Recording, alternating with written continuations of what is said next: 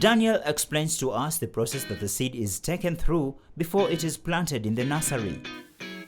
Unachukua begu yako, unaintroduce kwa kamkebe, hapa unamwagilia kwa kamkebe, unaweka maji warm, iko na warm kama your body temperature kwa hiyo begu.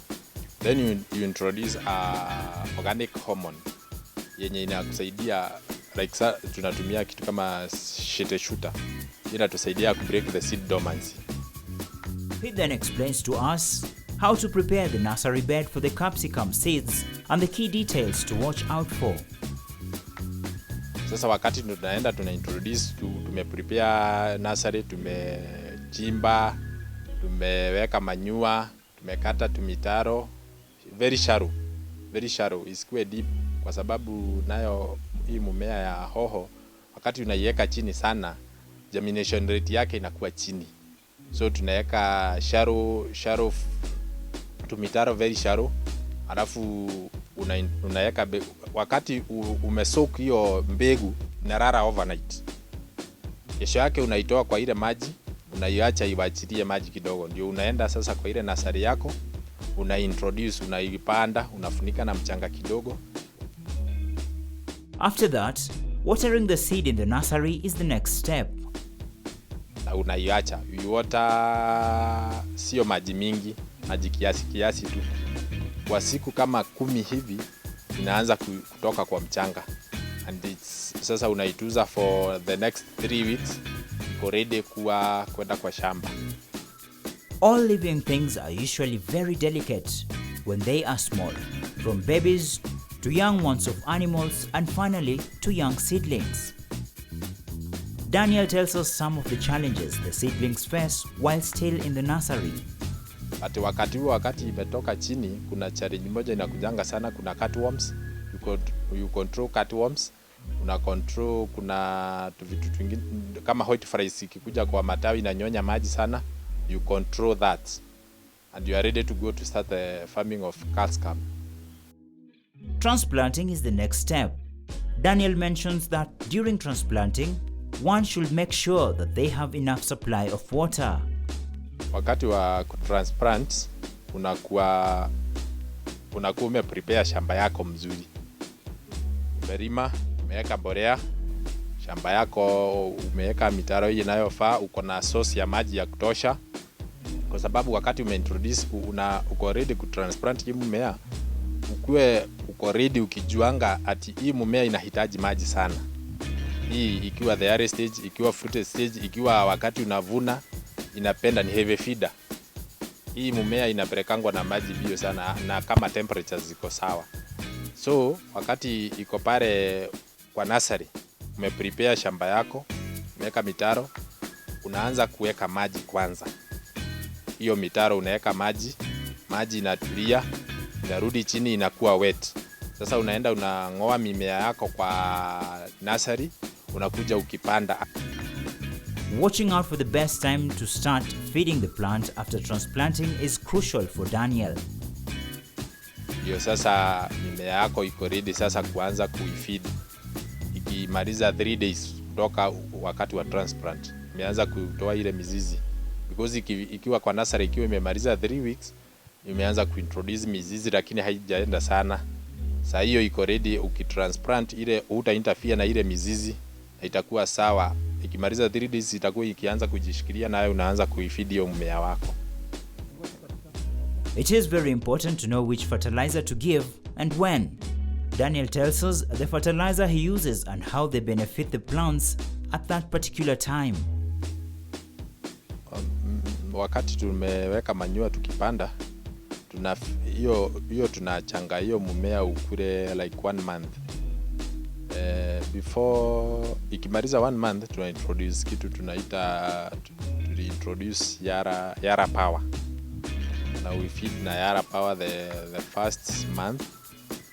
Halafu ikimaliza like another month itakuwa already imeweka matunda. Na introduce unit 17 ya Yara. Tukiweka hiyo na tunachanganya na maybe Yara Wina. Inatusaidia 17 inatusaidia kwa kutunza matunda, maua yetu.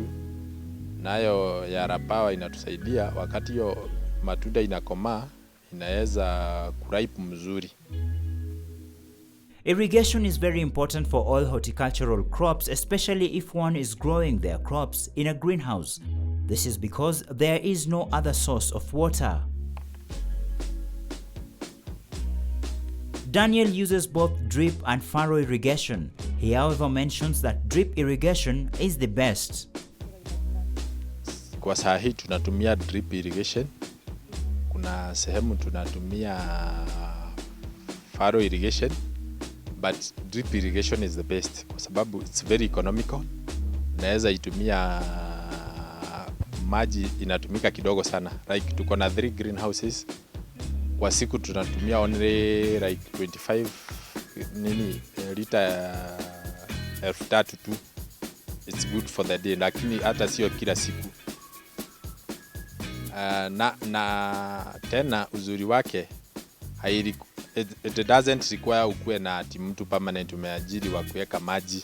Hiyo ni kitu unajifanyia wewe mwenyewe. Ukikuja kwa ile ya furrow irrigation wakati tunafanya nje, ni lazima ukue na mtu wa kukusaidia, maybe kusongesha mfereji, fanya nini. Nao tunaona ukulima ya drips nayo ni mzuri ikiwa hata ni nje, but kwa nje bado tunaendelea kuintroduce.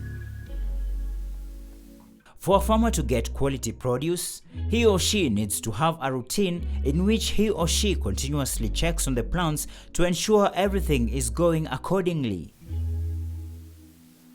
Hiyo part tunatumianga, we have a source ya kupata ile borea ya ile makojo ya the rabbits. Tunapinganga ikiwa foria, tuko nayo kidogo imebaki pale. Tunatumia hiyo. Tunatumia kuna zingine zile foria organic zinatolewa kwa seaweeds. Huwa tunazitumia. Zinatusaidia sana kwa immune ya mmea. Ina boost the immune, so inakuwa haraka. Kama hii umesikia iko na like 2 months na 1 week. Na saa hii umeona imekomaa, ikimaliza 90 days tunakuwa kwa soko. Timing is essential when it comes to growing and taking care of capsicum. This is why Daniel has to ensure he gets the timing right between the foliar sprays. We go for wakati kama tumepiga siku kama ya leo, tunakaa siku 14 ndio turudi tena. Weeding is the other farm practice that he does. Weeds usually compete with the plant when it comes to nutrients uptake, thus making the crop not to grow to its full potential. Hiyo weeding tunatumianga akina mama, wanakuja hapa na kisu, wanatoa kwekwe, wakipindua mchanga ndio ikuwe na ile flow of the air. Tena nutrients zisikae mahali moja, na tena ile mizizi iweze kupenya mzuri, ndio hiyo mmea uweze kukaa ukiwa healthy. Tunatumia akina mama, kama hii greenhouse 3 tunatumia wamama 2, wanafanya kwa siku kama 2, inakuwa hiyo kazi imeisha. During the tour of the farm, you may have noticed that the crops are tied using rope to a wire passing up the greenhouse. Daniel explains to us why this is so. He also mentions how many ropes are tied to one plant and at what point are the other ropes added. Kuna kufunga hii mmea. Hii mmea wakati umeanza kukua, umemaliza like 1 month, unaanzanga kuform many branches. Tunaenda pale kwa base mahali imeanza kufomia branches. Tunafunga the first string hapo, kufungia hapa juu. Tumeweka the crop support hapa ndani ya greenhouse. Tunafungia kwa hii wire tumeintroduce. Hii ni crop support yetu. Tunafunga the first string. Tunaifunga hapo, inashikilia hiyo mmea, inaweza kusimama mzuri, haiwezi anguka, because wakati itaanza kubeba matunda kama hujafunga ya uzito wa matunda inavujikanga, na hiyo haiwezi rudi tena, hiyo umeinkaa that loss. Sasa tunaifunga the first string. Wakati imeform branches, nakuja ndio tuna introducing ile pruning. tuna prune, tunabakisha ile tunaona the healthy branches, alafu ndio nazo zikianza kuweka matunda we introduce another, kama tuseme moja iko na branches 3, tunaweka ikianza the first fruits za pili tuna introduce uzi ya pili, tunafunga, tunashikia the second branch and the third branch. Unakuta hoho moja imeshikiliwa na nyuzi 3, ndio at least hizo matunda zisikuje kuanguka. Tena ikiendelea kukomaa tunakuja tukitwist hizo branches zake kwa hizo strings venye tu inaendelea kupanda, tunaenda tukitwist ndio iweze kujishikilia hiyo matunda isikuje ikaanguka. Pests are a huge challenge to many horticultural farmers.